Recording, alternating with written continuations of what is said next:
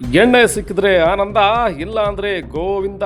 ಚೀಟಿ ವ್ಯವಹಾರದಲ್ಲಿ 12 lakh fraud, Saligrama police ಠಾಣೆಯಲ್ಲಿ ದೂರು.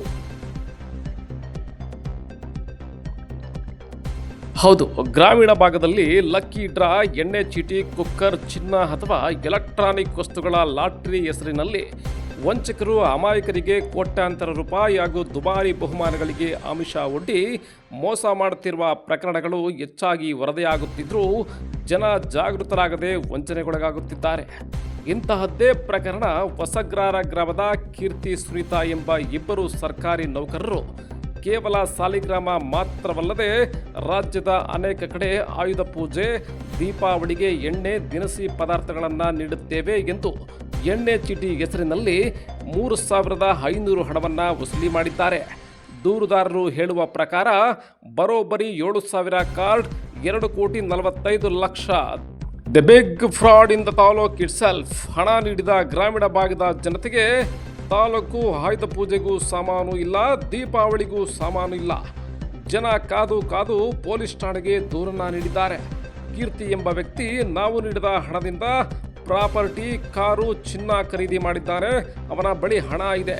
ದಯಮಾಡಿ ಜಿಲ್ಲಾ ಪೊಲೀಸ್ ವರಿಷ್ಠಾಧಿಕಾರಿಗಳು ನಮಗೆ ನ್ಯಾಯ ಕೊಡಿಸಬೇಕು ಹಾಗೂ ಆತನನ್ನು ಸರ್ಕಾರಿ ಕೆಲಸದಿಂದ ವಜಾ ಮಾಡಬೇಕು ಎಂದು ಮಾಧ್ಯಮದ ಮೂಲಕ ಒತ್ತಾಯ ಮಾಡಿದ್ದಾರೆ.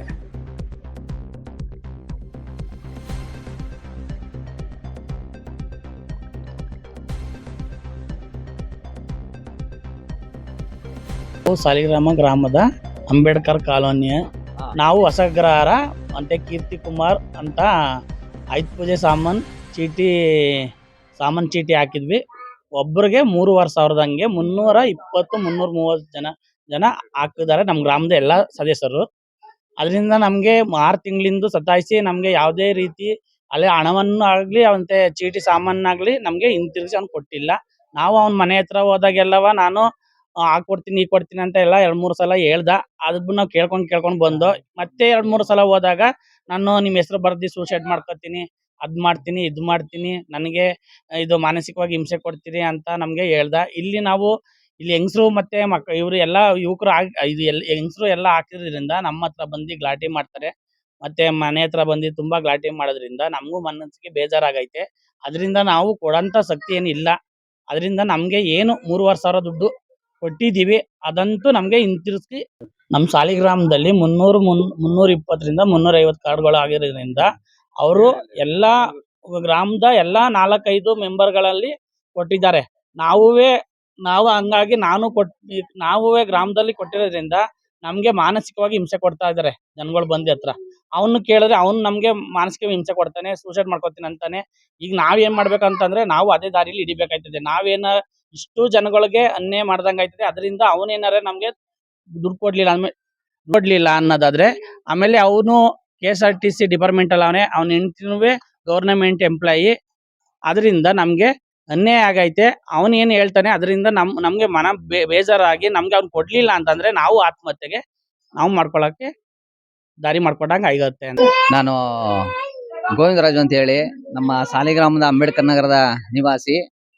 ಇಲ್ಲಿ ಏನ್ ಮಾಡಿದಾರ ಅಂತ ಹೇಳಿದ್ರೆ, ಈ 300ರಿಂದ 320ರಿಂದ 350 ಜನ ಆ ಚೀಟಿ ಅಂತ ಹೇಳಿ ಹಾಕಿದಾರ.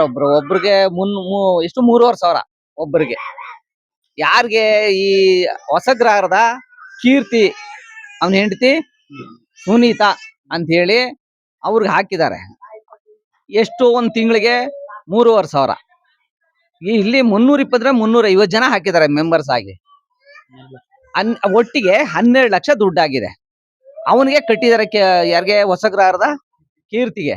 ಅವನೇನ್ ಮಾಡಿದ? ಅವನ್ ಸರ್ಕಾರಿ ನೌಕರನಿದ್ದಾರೆ. ಅವನ ಹೆಂಡತಿ ಅಂಗನವಾಡಿ ಟೀಚರ್ ಇದ್ದಾಳೆ.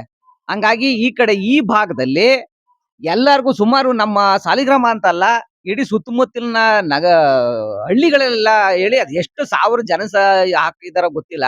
ಇಲ್ಲಿ ನಮ್ಮ ಕಾಲೋನಿ ಒಂದ್ರಲ್ಲೇ 350 ಜನ ಹಾಕಿದ್ದಾರೆ ಅಂತ ಅಂದ್ರೆ 3,500 12 ಲಕ್ಷ ರೂಪಾಯಿ ದುಡ್ಡು ಆಯ್ತು. ಅವ್ನು ಇಲ್ಲಿವರೆಗೂ ಅವ್ರಿಗೆ ಪೇ ಮಾಡಿಲ್ಲ, ಏನಿಲ್ಲ. ಈಗ ಒಂದು 5-6 ಜನ ಮೆಂಬರ್ಸ್ ಮಾಡ್ಕೊಂಡು ಅವ್ರ ಮುಖಾಂತರ ಜನ ದುಡ್ಡು ಕೊಟ್ಟಿದ್ದಾರೆ. ಇಲ್ಲಿ ಈಗ ಹೋಗಿ ಅವ್ರ ಮೆಂಬರ್ಸ್ ಕೇಳ್ತಾರೆ, ಅವರು ಏಜೆಂಟ್ ಅಂತ ಏನ್ ಮಾಡ್ಕೊಂಡಿದಾರ ಅವ್ರ ಮುಖಾಂತರ ದುಡ್ಡು ಕೊಟ್ಟಿದ್ದಾರೆ. ಅವ್ರು ಹೋಗಿ ಅವ್ರ ಮನೆ ಬಾಗಿಲಿಗೆ ನಾನೇ ನೋಡ್ತಾ ಇದ್ದೀನಿ ಪ್ರತಿನಿತ್ಯ.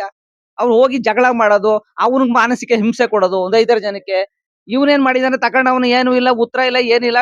ಕೇಳಿದ್ರೆ ನಾನು ಸೂಸೈಡ್ ಮಾಡ್ಕೊತೀನಿ ಇಷ್ಟೊಂದೆಲ್ಲ ಮಾಡಿದ್ರೆ ಅಂತ ಹೇಳಿ ಅವನು ಮಾನಸಿಕ ಹಿಂಸೆ ಕೊಡ್ತಾ ಇದಾರೆ ಅಂತೇಳಿ ಅವನು ಏನೋ ಮಾಡ್ಕೊತೀನಿ ಅಂತ ಅವನು ಹೇಳ್ತಾ ಇದ್ದಾನಂತೆ. ಈಗ ಇವ್ರು ಕೊಟ್ಟಿದಾರಲ್ಲ, ಅವ್ರು ಏನಾಗ್ಬೇಕು? ಅವ್ರ ಮುಖಾಂತರ ಕೊಟ್ಟಿದಾರಲ್ಲ 4-5 ಜನ, ಅವ್ರು ಏನಾಗ್ಬೇಕು?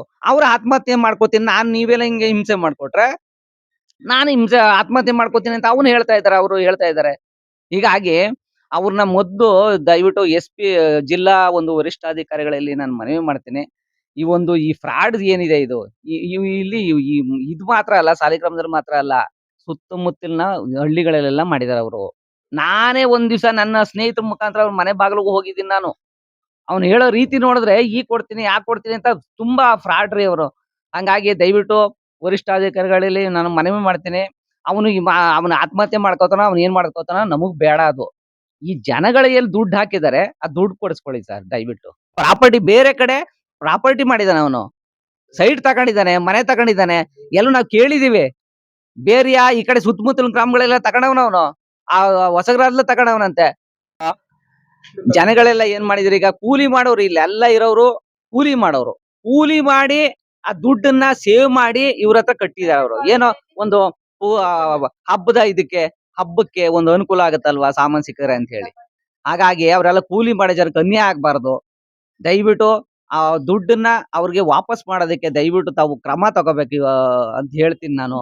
ಅವನು ಏನೋ ನಮ್ಗ ಬೇಕಾಗಿಲ್ಲ ಅದು. ಅವನು ಆತ್ಮಹತ್ಯೆ ಮಾಡ್ಕೊಳ್ತಾನ, ಏನು ಆತ್ಮಹತ್ಯೆ ಮಾಡ್ಕೊಳ್ಳೋದು ಬೇಡ, ಒಳ್ಳೆ ರೀತಿಯಲ್ಲಿ ನಮ್ಗೆ ದುಡ್ಡು ಕೊಡ್ಲಿ ಅವನು. ಹಾಗಾಗಿ ದಯವಿಟ್ಟು ಎಲ್ರಿಗೂ ಕೂಡ ಮೋಸ ಆಗ್ಬಾರ್ದು. ಎಲ್ರು ಮೋಸ ಹೋಗಿದ್ದಾರೆ ಇವರು. ದಿನ ಮನೆಗಳಲ್ಲಿ ಗಲಾಟೆ, ಗಂಡ ಹೆಂಡತಿನೇ ಹೊಡೆದು ಈಚ್ಕಾಕಂತ ಪರಿಸ್ಥಿತಿ ಬಂದೈತೆ. ದಿನ ಮನೆಗಳಲ್ಲಿ ಗಲಾಟೆ ಆಗುತ್ತೆ. ಯಾಕೆ ಕಟ್ದೆ ನೀನು, ನಾನು ಇಷ್ಟೆಲ್ಲ ಕಷ್ಟಪಟ್ಟು ನಾವು ದುಡಿತಾ ಇದೀವಿ, ನೀನ್ ಯಾಕೆ ಹೋಗಿ ಮೋಸ ಮಾಡ್ದೆ ಅಂತ ಹೇಳಿ ಗಂಡ ಹೆಂಡತಿರಲ್ಲಿ ಜಗಳ. ಅವ್ರಿಬ್ರು ಬಂದು ಇವ್ರು ಯಾರು ಏಜೆಂಟ್ಗಳು ಅಂತ ಕಟ್ಟಿಸ್ಕೊಂಡಿದಾರ ದುಡ್ಡು, ಅವ್ರ ಮೇಲೆ ಜಗಳ. ಪಾಪ ಅವ್ರ ಮನೆಗಳೆಲ್ಲ ಗಲಾಟೆ ಆಗಿ ತುಂಬಾ ಅಧ್ವಾನ ಆಗ್ತಾ ಇದೆ. ದಯವಿಟ್ಟು ಈ ದುಡ್ಡನ್ನ ಅವ್ರು ಏನ್ ಕಟ್ಟಿದಾರೋ ಆ ದುಡ್ಡನ್ನ ಅವ್ರು ವಾಪಸ್ ಕೊಡಿಸ್ಬಿಡಿ ಸರ್ ದಯವಿಟ್ಟು. ಇಲ್ಲ ಅಂತಂದ್ರೆ ಅವ್ರೆಲ್ಲ ಸೇರ್ಕೊಂಡು ಸಾಮೂಹಿಕವಾಗಿ ನಾವು ಎಲ್ಲರೂ ಆತ್ಮಹತ್ಯೆ ಮಾಡ್ಕೊಳ್ತೀವಿ ಅಂತ ಅಂದ್ಬಿಟ್ಟು ಪಾಪ ಅವ್ರೆಲ್ಲ ಹೇಳ್ತಾ ಇದಾರೆ. ಅವ್ರಿಗೆ ದಯವಿಟ್ಟು ಅದು ಆಗದ್ ಬೇಡ, ಅನಾಹುತ ನಡೆಯೋದ್ ಬೇಡ. ಹಾಗಾಗಿ ಅವ್ರಿಗೆ ಏನು ಕಟ್ಟಿದಾರೋ ಆ ದುಡ್ಡನ್ನ ಏನು ಬೇಡ, ಆ ದುಡ್ಡನ್ನ ವಾಪಸ್ ಕೊಡಿಸ್ಬಿಟ್ರೆ ಸಾಕು, ಅಷ್ಟೇ. ನಾವು ಬಿಸ್ಲಲ್ಲಿ ಬೆಂಕಿಲಿ ಕೂಲಿ ಕಂಬಳ ಮಾಡಿ ನಾವೇ 3,500 ಕಟ್ಟಿದೀವಿ ಉಣ್ದಂಗ್ ತಿಂದಂಗೆ. ನಾವು ಗಂಡ ಹೆಂಡ್ತಿರ್ ಜಗಳ ತುಸ್ಕೊಂಡು ಎಣ್ಣೆ ಚೀಟಿ ಬರ್ತದಲ್ಲ ಅಂತ ಅಂದ್ಬಿಟ್ಟು ಗಂಡನ್ ಕಾಣ್ದಂಗೆ ಹೆಂಡ್ತಿ ಹಾಕಿದೀವಿ. ಈಗ ಇನ್ನು ಕೊಡ್ಲಿಲ್ಲ ಅಂತಂದ್ರೆ ಇನ್ನೆಷ್ಟ್ ದಿನ ನಾವು ಕಾಯೋದು ನಾವು.